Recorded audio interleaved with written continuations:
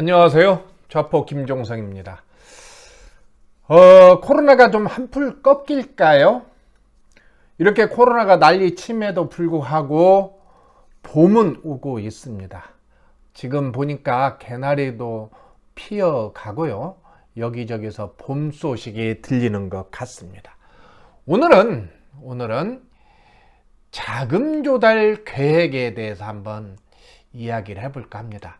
이 영상은요, 제가 블로그에도 글을 올렸고요. 그 다음에 팟캐스트 팟빵으로도 녹음이 되어 있습니다. 그래서 이 방송을 들은 사람들은 이렇게 이제 이동 중에 방송을 들을 수도 있을 거고요. 그렇지 않으면 또 한번 자료를 찾아봐야 될 것 같은데, 자료는 제 블로그에서 한번 보시면 좋을 것 같아요. 또 아니면 부동산 경매 더리치 이 카페에 들어오셔서 보셔도 되겠습니다. 2020년 3월 10일 어제죠. 국토교통부는 부동산 거래 신고 등에 관한 법률 시행령 일부 개정안을 13일부터 시행할 예정이라고 밝혔습니다. 이는 조정 대상 지역 3억 원 이상 주택을 거래하거나 비규제 지역에서 6억 원 이상의 주택을 거래할 경우에 자금 조달 계획서를 의무화한 거다, 이 내용입니다. 우리가 이 내용을 하여튼 잘 확인해야 되는데, 이제 이것이 의무화가 됐다는 겁니다. 이번 개정안은 2019년 12.16 대책 이후로 나온 거죠. 주택시장 안정화 방안 후속 조치 일환인데요. 주택 취득 시 제출하는 자금 조달 계획서 제출 대상 지역을 확대했고, 그 다음에 증빙자료 신고 항목을 구체화했다, 그 내용입니다. 내용을 언제부터 시작했냐면요, 3월 13일, 그런 게 오늘이 3월 11일인데요. 3월 11일 거래 계약건부터 진행이 됩니다. 대상 지역으로는요, 투기 과열 지역 3억 원 이상 주택 취득 시 했던 것이 이제는 투기 과열 지구 또 조정 지역 내에 있는 3억 이상 주택 및 비규제 지역 6억 이상 주택을 취득할 때를 대상 지역으로 봅니다. 구체적으로 보면은요, 서울 전 지역이 해당이 되겠죠. 그 다음에 경기도 과천, 하남, 광명, 수원 등 45곳 5개곳의 조정 지역이 해당이 되겠습니다. 자금 조달 계획서 한번 조금 구체적으로 보면은요, 한번 볼까요? 보면 현행은 투기 과열지구였고요. 그 다음에 3억 이상 주택이었던 것이 조정지역 대상 3억 이상이고 그 외 지역은 6억 이상이다. 아까 이제 말씀드린 거죠. 투기 과열지구를 잠깐 보면은요, 서울 전 지역과 과천, 분당, 광명, 하남, 세종, 대구, 수성구가 해당이 되겠고요. 조정지역, 이제 이걸 보면 되겠죠? 서울 전 지역, 과천, 성남, 하남, 고양의 7개 지구, 고양은 다 포함되는 거 아니죠? 지난번에 조정지역에서 일부 해지가 됐기 때문에. 그 다음에 남양주는 별내와 다산동, 이렇게 해당이 되겠습니다. 동탄 2, 1동탄 말고요, 동탄 2, 상대적으로 그래서 지금 1동탄은 풍선 지역이라고 볼 수 있죠. 그 다음에 광명, 구리, 안양은 동안과 만안구, 광교가 해당이 되겠죠. 그 다음에 용인은 수지구와 기흥구, 그 다음에 의왕, 그 다음에 수원 같은 경우는 영통, 권손, 장항, 팔달, 이렇게 해당이 되겠습니다. 이번에 이제 편입된 거죠, 수원은. 그래서 자금 조달 계획 의무화에 대한 대상 지역이 이렇게 바뀌었다, 이렇게 이해를 하면 되겠습니다. 이곳에서 3억 원 이상의 주택을 거래할 때 관할 지자체에 자금 조달 계획서를 제출해야 됩니다. 그 외 지역은 6억 이상의 주택을 거래할 때 자금 계획 조달서를 제출해야 되겠죠. 예. 또한 투기 과열지구에서는 9억 이상인 주택 같은 경우에는 자금 조달 계획서 작성을 항목별로 예금 잔액 증명서, 증여, 상속, 신고서 등은 객관적인 증빙사를 반드시 제출하도록 되어 있습니다. 이 내용을 간단히 다시 한번 살펴볼까요? 크게는 자기자본하고 차입금하고 나눌 수 있죠. 자기자본에서는 몇 가지 있습니다. 첫 번째, 금융거래 예금, 통장 예금. 두 번째, 주식이나 채권을 매각한 대금. 세 번째는 증여를 받았다든지 상속을 받았다든지 또는 현금 등 그 밖에 자금을 가지고 있다든지, 그 다음에 혹시 집을 팔아서 그 돈 가지고 다시 한다든지, 그렇게 이게 자기자본 가지고 이야기할 수 있는 거죠. 크게는 5가지로 나눌 수가 있습니다. 차입금은 4가지로 나눌 수 있는데요. 첫 번째는 대출을 받는다든지, 또는 임대 보증금을 받는다든지, 또는 회사에서 돈을 지원했다든지, 아니면 개인적으로 돈을 빌렸다든지, 이 4가지를 볼 수가 있습니다. 예를 들어서 금융기관 예금 같은 경우에는요, 예금 잔액 증명서를 제출해야 되고요. 주식이나 채권 매각 대금 같은 경우에는 주식거래 내역서 또는 잔고 증명서를 제출해야 됩니다. 증여와 상속인 경우에는 증여세를 냈다든지 상속세를 신고한 것, 이 납세 증명서를 아니면 신고서를 제출하면 되겠습니다. 그 다음에 내가 현금을 가지고 있다, 이렇게 한다면 소득금액 증명원 또는 근로소득 원청 징수 영수증이 첨부가 돼야 되겠다. 네 돈 이거 어디서 났느냐, 이걸 확인하겠다는 겁니다. 그 다음에 부동산 처분 대금 같은 경우는 부동산 매매 계약서 또는 부동산 임대차 계약서를 첨부하면 되겠습니다. 차입금 같은 경우에는 아까 얘기한 것처럼 대출 받은 경우에는 금융거래 확인서 또는 부채증명서, 금융기관에 대출 신청한 대출 신청서가 해당이 되겠고요. 임대보증금은 임대차 계약서를 제출하면 되겠고, 회사에서 지원을 했다든지 아니면 그 밖에 내가 개인적으로 빌렸다고 한다면 금전 차용을 증명할 수 있는 서류가 필요하겠죠. 이 서류는요, 여러분들 조금 꼼꼼하게 썼으면 좋겠어요. 차용증을 써주고요. 차용증 써주고 그걸 가지고 공증을 받으면 더 좋겠죠. 그렇지 않으면 꼭 또 인감증명서를 첨부해 주시고, 인감증명서 용도 비고란에 그 내용을 기입하고 인감도장을 찍으면 조금 더 설득력이 있지 않을까, 그런 생각이 듭니다. 자금조달 계획서에서는요, 자금 제공자의 관계 등 구체적인 사항과 조달 자금의 지급 수단 자 등을 명시하도록 되어 있어요. 그래서 돈 빌려주는 것도, 돈 빌리는 것도 쉽지 않다. 내가 돈을 빌려줬다 한다면 나한테 너는 그 돈이 어디서 났느냐라고 혹시 소명하라고 할 수가 있어서 돈 빌리는 것도 쉽지가 않다, 그렇게 보면 되겠습니다. 그럼 이번에 이 내용을 문답식으로 한번 풀어볼까요? 간단한 것 같은데 한번 간단하게 살펴보도록 하겠습니다. 자금조달 계획서 제출 대상 지역 확대 및 증빙 자료 제출이 적용되는 시점은 언제일까요?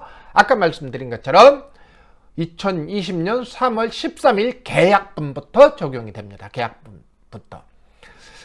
그렇지만 이미 거래 현장에서는 이미 이거 자금 계획 조달서를 이미 제출하고 있어요. 이미 작년 우리 회원 중에 이미 이 집을 이문동에 집 하나 매입한 우리 회원이 있는데, 거래해서 이렇게 신고할 때 자금 계획서를 제출했거든요. 그런데 그 이후에 관계기관에서 다시 연락이 와서 추가 서류를 제출하라, 이렇게 연락이 왔습니다. 그런데 이제 이 회원은 사실대로 진행한 자료를 꼼꼼히 잘 챙겨 놓았던 것이 천만다행입니다. 그래서 이제 가지고 갔더니 그것이 한 20쪽 됐다고 그래요. 관계기관 담당자로부터 진짜 자료를 성실히 준비했고 이렇게 성실히 제출해준 자료 고맙다고 칭찬까지 받았다고 합니다. 자, 그 다음에 자금 조달 계획서 및 증빙 자료는 어떻게 제출을 해야 하나요? 이제 이게 보죠. 부동산을 통한 중개 계약인 경우에는 중개사가 실거래 신고할 때 제출하면 돼요. 그러니까 미리 준비를 했다가 그렇게 제출하도록 하면 되겠습니다. 물론 실거래가 신고는 뭐 중개사가 한다는 법은 없지만 일반적으로는 지금 중개사들이 하고 있습니다. 최근에 우리 이제 짜이롱님과 가부자님이 직거래로 지방에 있는 물건 하나 매입을 했는데요. 그 지역에 있는 우리 회원 중개업을 하고 있어서 그 회원에게 거래를 위임했고 그 중개사님이 실거래 신고를 해줬습니다. 아무튼 이때 자금 조달 계획 및 증빙 자료도 공인중개사가 실거래 신고서 함께 일괄해서 제출하면 편하다 그렇게 보면 되겠습니다. 또한 본인이 직접 해도 돼요. 본인이 할 때는 해당 자료들을 스캔해 가지고 그 이미지 파일로 저장해서 부동산 거래 관리 시스템 그 사이트에 들어가서 거기서 등록하면 됩니다. 이때에는 공인중개사가 실거래 신고를 먼저 제출해야 한다는 점 꼭 유념해야 된다. 어차피 이것은 등기를 하려면 신고 필증이 있어야 되거든요. 등기를 하려면. 그래서 공인중개사님 먼저 실거래 신고를 할 수밖에 없기 때문에 걱정 필요 없고, 직거래일 경우에는 어떻게 돼요? 본인이 자기가 직접 실거래 신고를 하면 됩니다. 어차피 실거래 신고를 해야 등기를 할 수 있거든요. 그 다음에 세 번째 한번 물어볼까요? 증빙자료를 제출 시 시행규칙에 정하고 있는 항목별 제출 모두를 제출해야 될까요? 꼭 그렇지는 않다.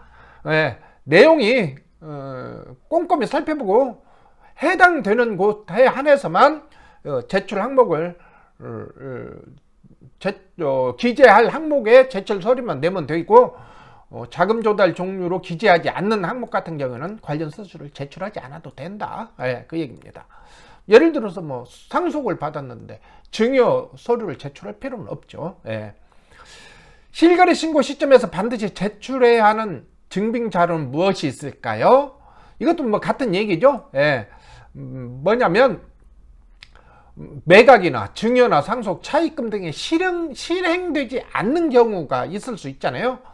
그런데 이것은 이미 3월 12일부로 하기로 정해져 있으니까, 따라서 실거래 신고 시점에 제출 가능한 증빙자료의 경우 자금 조달 계획서와 함께 반드시 제출을 해야 됩니다. 다만 아까 이제 말씀드린 것처럼 부동산을 매각하거나 증여나 상속 그리고 차입 등을 통한 자금 조달의 경우에는 신고 시점에 부동산 매매 계약이 이루어지지 않았거나 또는 상속, 증여, 차입 등 자금 조달이 실행된 경우에는 해당 항목 증빙서를 반드시 제출해야 되고, 이것이 아직 이루어지지 않을 수도 있잖아요. 부동산 매매 계약일이 이루어지지 않았거나 또는 증여나 상속 그리고 차입 등 자금 조달이 실행되지 않는 경우에는 계획 중인 내용을 자금 조달 계획서의 항목에 기재하면 된다.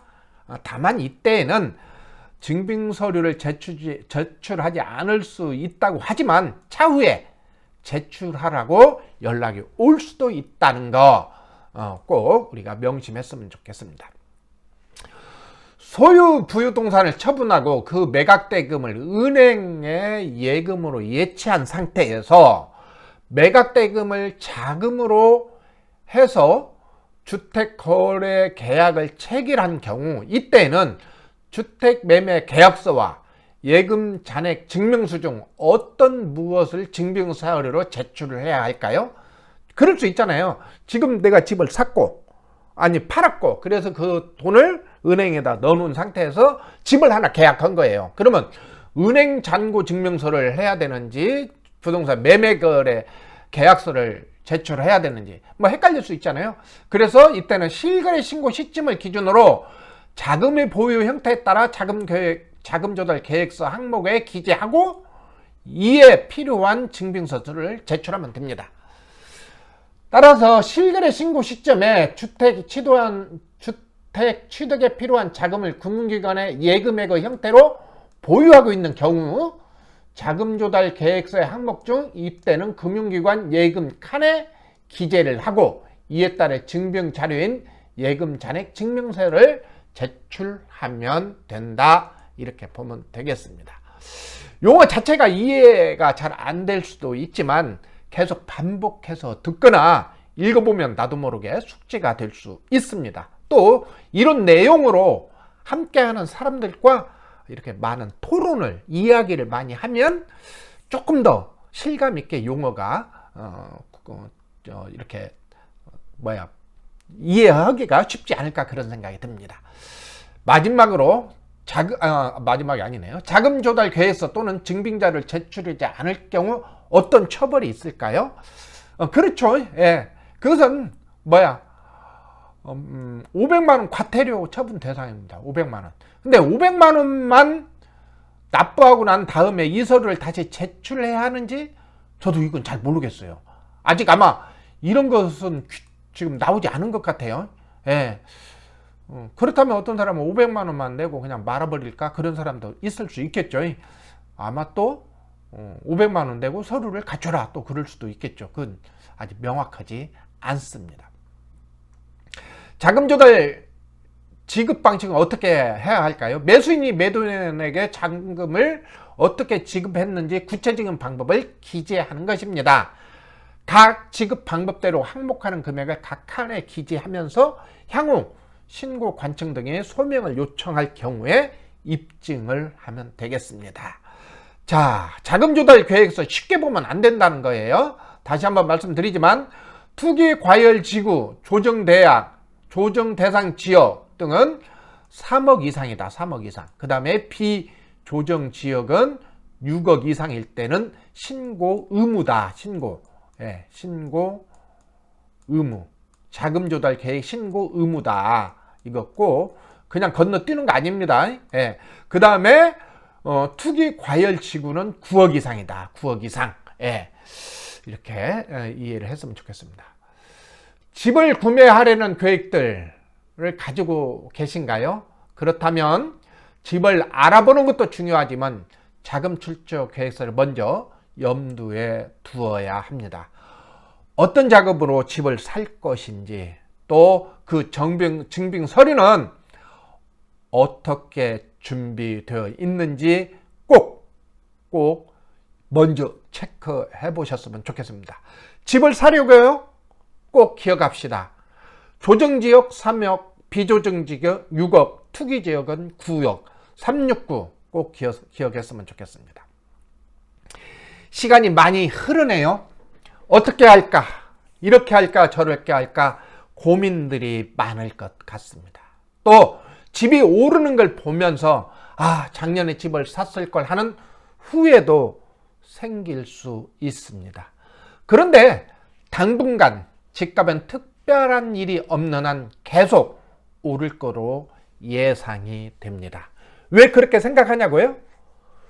이렇게 이 답을 쉽게 말 못한다면 당신은 공부가 부족하다고 말할 수밖에 없습니다. 좀 더 공부를 해보시기 바랍니다. 만약에 떨어지면 어떻게 할까요? 물론 부동산은 오르기도 하고 떨어질 수도 있습니다. 경제 지표거든요. 호황이 있으면 불황이 있을 수도 있고, 많은 사람들이 이것 때문에 걱정해서 쉽게 투자할 수 없지요. 차라리 실거주 집 샀다가 떨어지면 어떻게 해? 그래서 전세를 사는 경우도 많지요. 이것은 각자의 선택의 몫일 수 있습니다. 자, 코로나 때문에 세계 경제가 어려움에 빠질 수 있다는 전망들이 나오고 있습니다. 우리나라는 30조 이상을 추경으로 편성해서 이 난국을 풀어보려고 하는 것 같습니다. 정부에서는. 또 시중에는 유동자산이 1,000조가 넘게 떠돌아다니면서 이 돈이 투자처를 찾고 있다고 그럽니다. 이런 내용들을 보면 두 가지 이게 상반되죠. 세계 경제가 어렵기 때문에 지금 투자하면 어려워 큰일 나기 때문에 현금을 보유해야 된다. 이런 전망이 있는 반면에 1천조가 지금 투자처를 못 찾고 있어서 주식도 어렵죠. 그러다 보니까 어떻게 해요? 부동산으로 몰리는 현상이 올 수 있다. 특히 금년에는 토지 보상 금액도 커서 이 돈이 어쩔 수 없이 부동산 시장으로 유입될 거다. 그래서 부동산이 또 상승할 거다라고 전망하는 사람들도 있습니다. 그럼에도 불구하고 저는 이렇게 말씀드리고 싶습니다. 투자는 항상 안전이 최고다. 자기 자산을 지키는 것, 이것이 최고다. 저는 그렇게 말씀드리고 싶습니다. 오늘은 여기까지 하겠습니다. 지금은 환절기예요. 환절기다 보니까 밤낮 기온차가 심한데 꼭 건강에 유념하시기 바랍니다. 요즘에 감기 걸리면요, 병원도 못 가고 의심받고 또 심리적으로 불안해요. 혹시 내가 코로나 걸린 거 아닌가? 그런 불안함이 있습니다. 그래서 건강에 각별히 유의하시기 바랍니다. 그러면 저는 오늘 여기서 마치겠습니다. 안녕히 계세요.